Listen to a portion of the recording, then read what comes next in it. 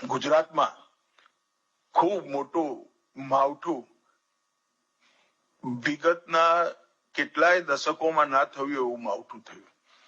ગુજરાતના ખેડૂતોનું બહુ મોટું નુકસાન થયું. હું ભૂપેન્દ્ર પટેલ અને એમની આખા મંત્રીમંડળને હૃદયપૂર્વક અભિનંદન આપવા માંગુ છું. એમને જે પ્રકારનું ઉદાર પેકેજ ગુજરાતના ખેડૂતો માટે મૂક્યું છે એ પેકેજ અસંભવ હતું.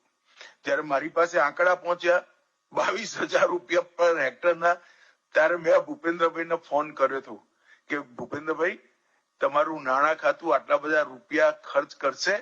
એને કહ્યું, સાહેબ, જ્યાં કાપવું પડશે ત્યાં કાપીશું, પણ ખેડૂતો માટે ગુજરાત સરકાર પાછું વારી નહીં જોવે.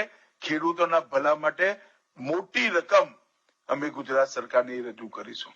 હું હૃદયપૂર્વક ભૂપેન્દ્રભાઈને અભિનંદન આપવા માંગુ છું. એક નવો ચીલો એમને દેશભરની સરકારો માટે ચાતર્યો છે અને આ અભૂતપૂર્વ માવઠું, ઇતિહાસમાં ના થયું એવું માવઠું જે થયું અને ઉભો પાક બગડ્યો, એ સૌ ખેડૂતો માટે આ પેકેજ આશીર્વાદરૂપ થવાનું છે, એનો મને વિશ્વાસ છે.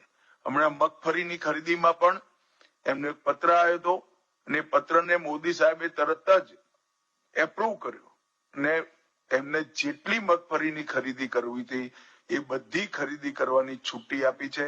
આપણા મગફળી ઉપજાવતા બધા ખેડૂતો, બનાસકાંઠા અને સૌરાષ્ટ્રના, બધી જ મગફળી આ પૂરી ખરીદાય એમએસપી થી, એ પ્રકારની વ્યવસ્થા ગુજરાત સરકારે કરી છે. આના માટે પણ હું ભૂપેન્દ્રભાઈને અભિનંદન આપું છું.